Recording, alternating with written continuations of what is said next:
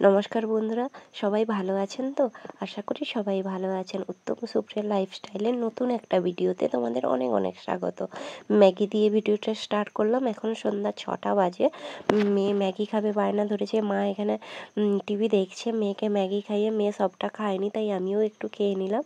আর আমার তো ম্যাগি খেতে খুব ভালো লাগে, তোমরা সবাই জানো।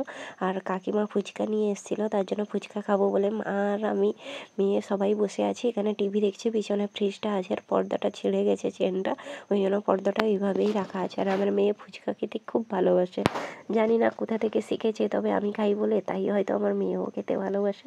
আর মেয়েকে আমি ফুচকাটা আলু, টক জল সবই দিয়েই দিলাম। আর এতক্ষণের জন্য আমি ফুচকা দোকানদার হয়ে গেছি। আর দেখো আমার মেয়ে কীভাবে তেঁতুল জল ফুচকা দিয়ে খাচ্ছে। আর মাকে বলছি খাও, ওই জন্য মা শুয়েছিল, উঠে বসে ফুচকা খাচ্ছে। আর আমার মেয়ে শুধু দেখছে কে কে খাচ্ছে, জানো তো। আমিও খেয়ে নিলাম। 10 টাকার ফুচকা এনে দিয়েছিল, কটা আর হবে, 6-7টা হবে। 6-7টা ফুচকা আমিও খেয়ে নিলাম। আমারও খুব খেতে ভালো লাগছে। আর গায়ে হালকা জ্বর ছিল, তো জ্বর মুখে খেতে খুবই ভালো লাগছে। সারাদিন কোনো ভিডিও নিয়ে করতে পারিনি, শরীরটা এতটাই খারাপ ছিল। আর এতক্ষণে একটু ভালো লাগছে, ওই জন্য সবাই মিলে ফুচকাটা খেয়ে নিচ্ছি। আর জ্বর মুখে টক জলটা খেতে ভালোই লাগে। সমস্তগুলো খাওয়া হয়ে গেছে, আর বাকি একটা আছে, ওই জন্য আমি খেয়ে নিয়ে মেয়ের জন্য এবারে তৈরি করে রাখছি। এবারে মেয়ের ঝাল লেগে গেছে, কারণ আলুগুলো তো ফুচকার খুবই ঝাল হয়, ওই জন্য মেয়েকে জল দেবো বলে ফুচকা রেখে আগে জল গ্লাসে গড়ালাম। আর আমি আমার মেয়েকে কাঁসার গ্লাসেই জলটা বেশি খাওয়াই, কারণ কাঁসার গ্লাসে জল খাওয়া নাকি ভালো বাচ্চার পক্ষে।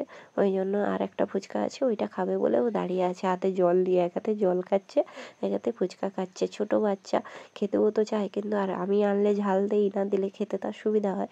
যেহেতু কাকিমা নিয়ে এসছে, তাই ঝাল হোক যাই হোক খাচ্ছে।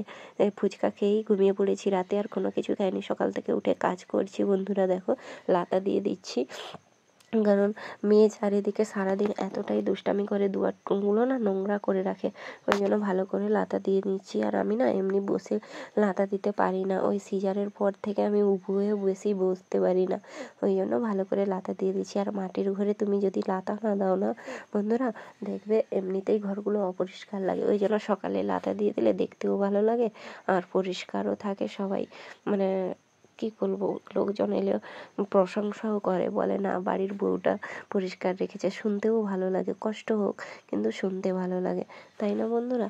ওই জন্য আমি ভালো করে লাতা দিয়ে নিলাম। আর ওই যে দেখছো চারিদিকে আলো জ্বালিয়ে দিয়েছি, কারণ এখন শীতের দিনে না অন্ধকার থাকে, ওই জন্য চারিদিকে লাতা। আর আমার শরীরটা খুব খারাপ বলে ওই রকম দেখো কীরকম। আর আমি হাসছি কেন যেন, আমার মেয়ে কখন যে ঘুম থেকে উঠে এসে দাঁড়িয়ে আছে আমি নিজেও জানি না, ওই জন্য আমি দেখছি আর মেয়েকে হাসছি। আমার লাতা দিয়ে কমপ্লিট হয়ে গেছে, তারপরে আমি এই দেখো একজনের ঘরে ধান ঝাড়া হচ্ছে। ওই যে সামনে জেঠু বাড়ি, ওদের ঘরে একটা ছোট জমি ছিল, ধান ঝাড়া হচ্ছে, তাই তোমাদের সঙ্গে শেয়ার করলাম। আমাদের বাড়িতেও হবে। আর রুটি ঘুগনি দিয়ে